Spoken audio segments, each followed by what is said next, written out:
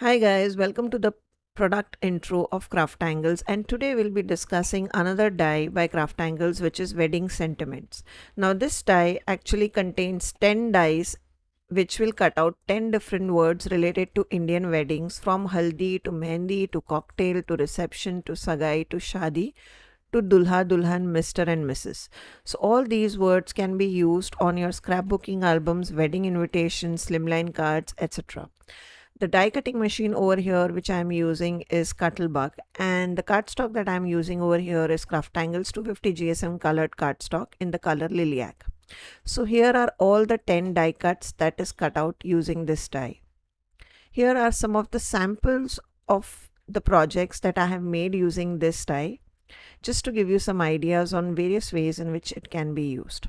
At any point of time, if you are curious about the products used and if you want to know more about this die set, check the link in the description below. It contains the product information.